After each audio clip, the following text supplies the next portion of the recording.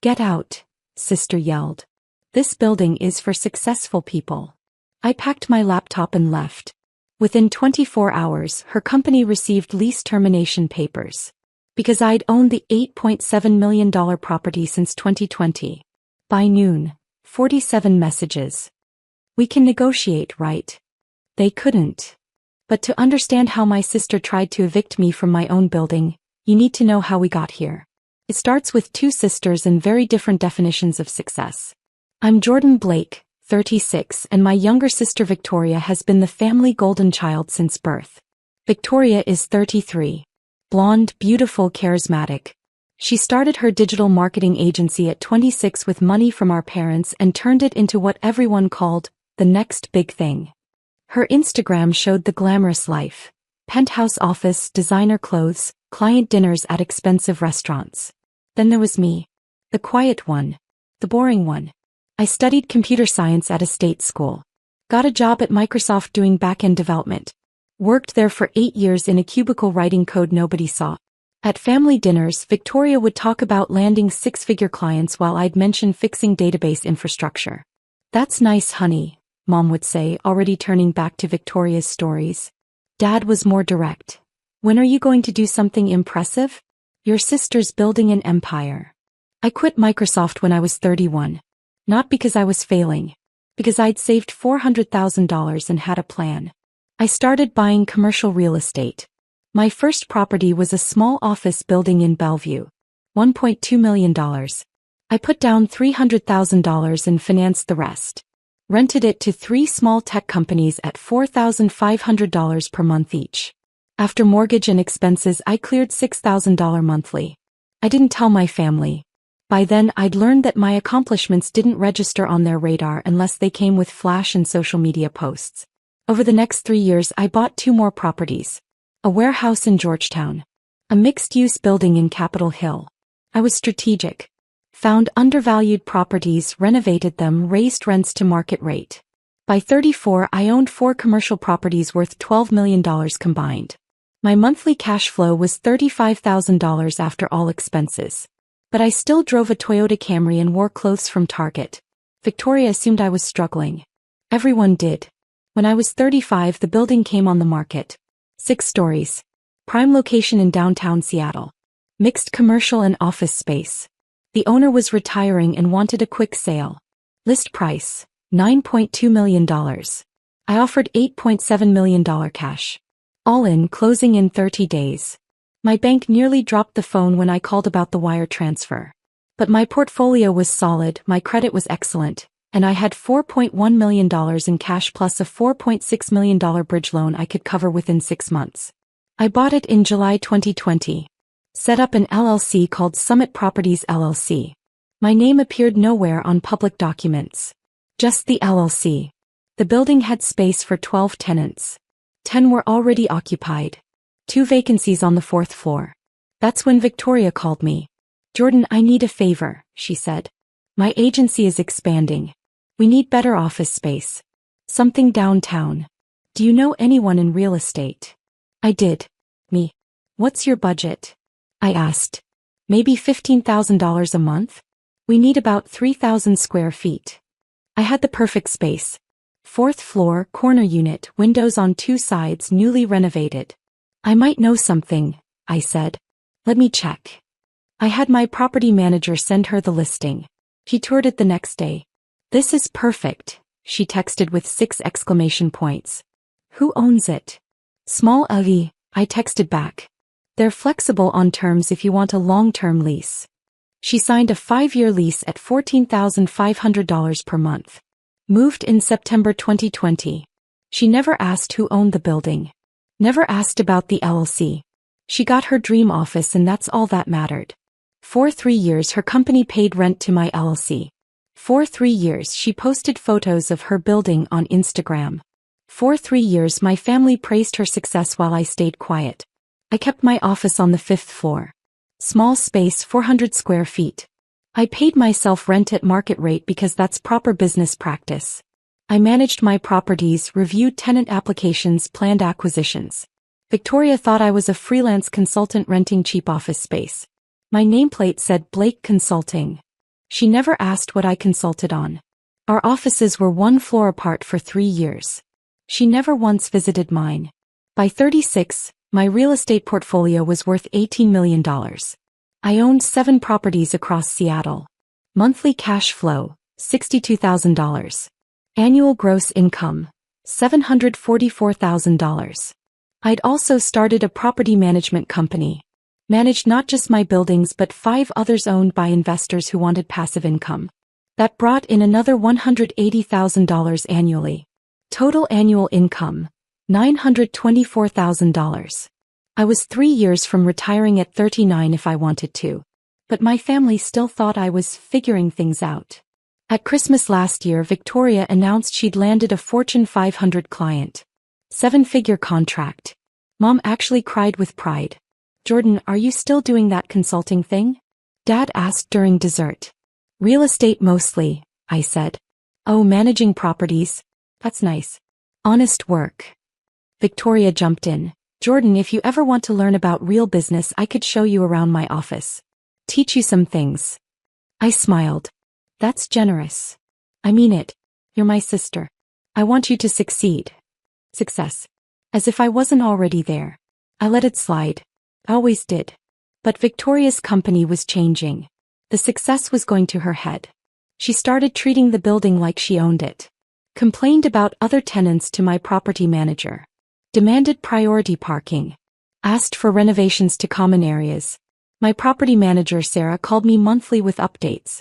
Victoria Blake is requesting we repaint the lobby in her brand colors, Sarah said in March. Denied, I said. She's also asking for reserved conference rooms. Everyone shares the conference rooms. Denied. She's not happy. She's a tenant. Not the owner. Should I tell her who the owner is? I thought about it. Not yet. The tension escalated in April. Victoria started having her assistant come to my floor to use the printer because theirs broke. Fine. Then they started using our kitchen. Then they started having loud phone calls in the shared hallway. I mentioned it to her once. Vic, your team is getting kind of loud up here. She barely looked up from her phone. We're busy, Jordan. Running a real company. Maybe if you had actual clients you'd understand. I let it go. Then last month everything changed. Victoria's Fortune 500 client pulled their contract.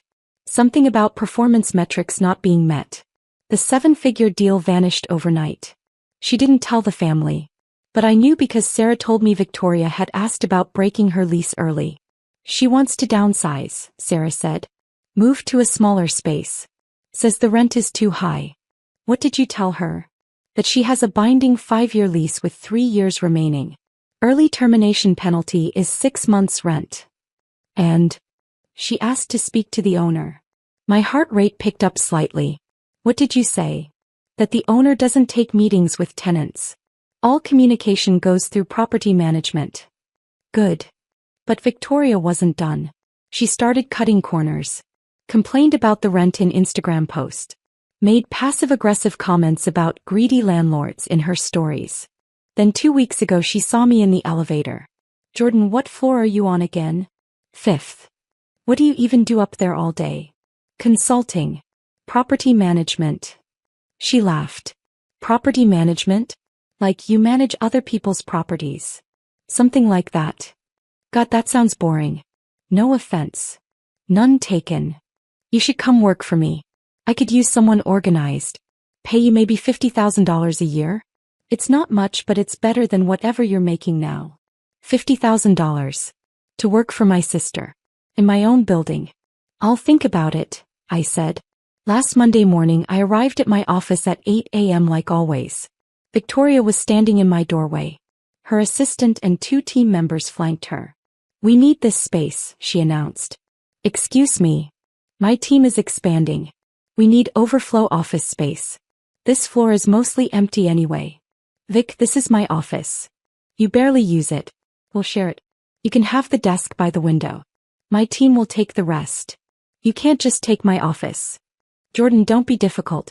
We have an important client presentation next week. We need space to prepare. Then book the conference room. The conference room isn't private enough. We need dedicated space. Her assistant started moving my things. Actually started packing up my desk. Stop, I said firmly. Victoria stepped closer. Listen. I'm running a real business here. You're doing whatever this is. I need you to be a team player. This is my office. I pay rent for this space. And I'll talk to the landlord about compensating you. But right now I need this room. The assistant had packed my laptop into a box. That's when Victoria said it. Get out. This building is for successful people. Real businesses.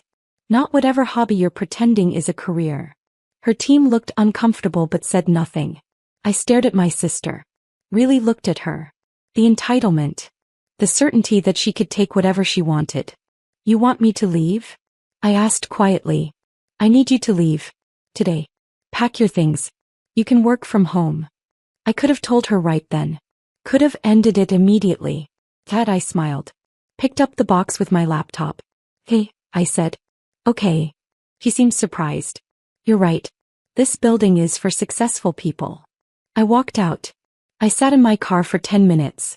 Not upset. Calculating. Then I called Sarah. Sarah, it's Jordan. I need you to prepare lease termination documents for Victoria Blake's company. Silence. Are you sure? Completely sure. 30-day notice. Site violation of lease terms. Unauthorized use of property, harassment of other tenants, and material breach of quiet enjoyment clause. That's going to be messy. It's going to be educational. When do you want me to serve the notice? I checked my watch. 9:17 a.m. Tomorrow morning. 8 a.m. sharp. Have it hand-delivered by a legal courier. Include the early termination penalty calculation. 6 months rent, $87,000. She's going to lose it. She's going to learn something. Next I called my attorney Marcus. Marcus, I need you on standby. I'm terminating my sister's lease. Your sister rents from you? For 3 years. She doesn't know I own the building. He whistled. This is going to be interesting. I need you ready in case she lawyers up. Which she will. I'll prepare a defense brief. Your lease is airtight, right? Standard commercial lease. She signed it. 5-year term. Early termination penalty clearly stated. Then you're covered. But Jordan, family and business. I know. That's why I'm doing this. I spent the rest of Monday working from home. Reviewed the lease. Checked every clause. Made sure I had documentation of every complaint Victoria had made, every violation, every entitled demand. By 5 p.m. I had a folder 2 inches thick. Tuesday morning I woke up at 6 a.m. Made coffee. Waited. At 8:03 a.m., my phone started ringing. Victoria's name flashed on my screen. I let it ring. She called again. Text message, call me now. Another, this is insane. Another, who the hell do these people think they are? I sipped my coffee and waited. At 8:47 a.m. Sarah called. The documents were delivered, she said. Victoria grabbed them from the courier, read the first page and started screaming. Screaming what? That we can't do this. That she has a contract. That she'll sue. Then she demanded to speak to the owner. What did you say? That the owner stands by the termination. All communication must go through property management or legal counsel. How did she react? She threw the documents at me and stormed into her office. At 9:15 a.m. Victoria called again. I answered this time. Jordan, did you hear what happened? I heard you got evicted. Evicted? From my office. The place I built my company. These people are insane. What people? The building owners. Summit Properties LLC. They're giving me 30 days to leave. Did they give a reason? Some bullshit about lease violations. Unauthorized use of property. It's ridiculous. What property did you use without authorization? Silence. Victoria. I may have. We needed extra space temporarily. For a project. But it's not a big deal. Whose space did you take? More silence. Vic. Yours. But you weren't using it. And I was going to talk to the landlord about it. After you already took it. Jordan, I need you to focus. I need help. Do you know anyone in real estate? Anyone who can talk to these people? I almost laughed. I might know someone. Can you call them? This is an emergency. My whole company is in this building. What's the early termination penalty? $87,000. Which is insane. I can't afford that right now. Then I guess you need to stay the full 30 days and find new space. I can't find space in 30 days. And I can't pay $87,000. Jordan, I'm in trouble here. Maybe you shouldn't have kicked me out of my office.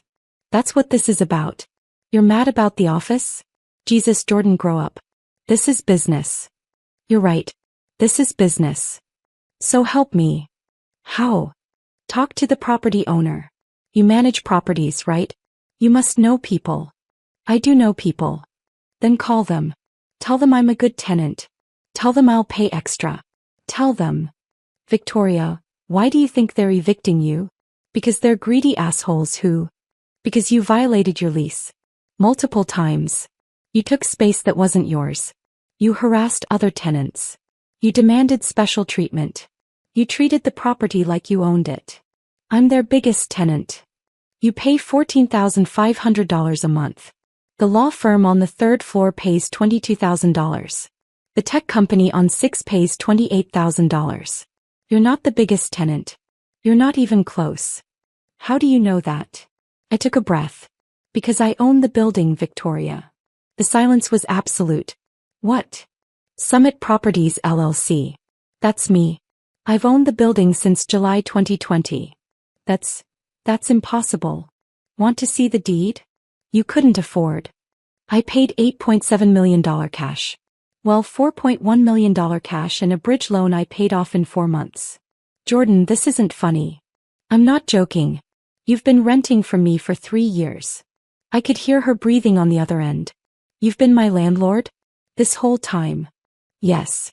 Why didn't you tell me? You never asked. You assumed the building was owned by some faceless corporation. You never once asked who you were writing checks to. But you're just... Just what? You're just Jordan. You don't own buildings. You don't have that kind of money. I own 7 buildings worth $18 million. I clear $62,000 a month in rental income. I've been financially independent since I was 33. You offered me a $50,000 job last week. I make that in 3 weeks from rent alone. This is insane. This is real estate investing. It's what I've been doing while you assumed I was failing. If you own the building, then you can cancel the eviction. I could. Then do it. Jordan, please. I'll apologize. I'll stay out of your office. You'll what? Treat me with basic respect? Only when you need something. That's not fair. You kicked me out of my own building yesterday. You told me it was for successful people. Do you remember saying that? Silence. Victoria. I was stressed. The client thing, it's been hard. You lost the Fortune 500 contract. How did you know that? Because my property manager told me you asked to break your lease. Because I pay attention to my tenants. Because this is my business. Jordan, please. I need this office. My team is here. Our equipment is here. I can't move in 30 days. You should have thought of that before you stole my office. I didn't steal. You absolutely did. You took space you didn't pay for, kicked out the person who did pay for it, and assumed there would be no consequences because you're Victoria and you get whatever you want. That's not who I am. That's exactly who you are. That's who you've always been. He started crying. Real tears. Jordan, I'm begging you. I'll do anything. Anything. Yes. Name it. Pay the early termination penalty. $87,000. Move out in 30 days. Find new space. I don't have $87,000. Then you'll stay and follow the lease terms exactly. No special treatment. No complaints. No demands. You'll be a model tenant for the next 3 years. 3 years. That's how long is left on your lease. Jordan, please. Those are your options. Pay and leave or stay and behave. What about negotiating? What about family? You told me yesterday I wasn't successful enough for your building. My building. You want family consideration now? I made a mistake. You made a choice. Now live with it. I hung up.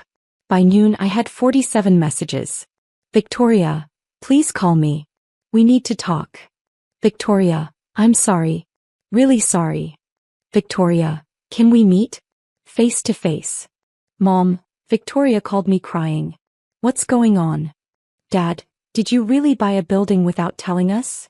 Victoria, I'll pay extra rent. Whatever you want. Victoria, Jordan please. My whole team is asking questions. Mom, call your sister. She's devastated. Victoria, I know I screwed up. Give me a chance to fix this. I silenced my phone. At 2 p.m. Sarah called. Victoria came to my office with a check, she said. For the penalty? No. For next month's rent. And a handwritten letter asking to meet with the owner. What did the letter say? That she's sorry. That she understands she violated the lease. That she wants to make it right. Is she still evicted? That's your call. I thought about it. Really thought about it. Tell her the eviction stands unless she meets 3 conditions. I'm listening. 1. Written apology to me and to the other tenants she's disrupted. 2. Payment of $10,000 to cover administrative costs and damages. 3. Attendance at a property management seminar so she understands tenant rights and responsibilities. You're making her take a class? She needs to learn how this works. If she completes all 3 within 2 weeks, I'll rescind the eviction. And if she doesn't? Then she's out in 30 days. Sarah laughed. You're enjoying this. I'm teaching her something she should have learned years ago. Actions have consequences.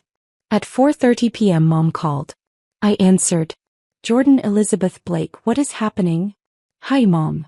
Victoria says you own her office building? And you're evicting her. Both true. Since when do you own buildings? Since I was 31. I own 7 now. 7 buildings?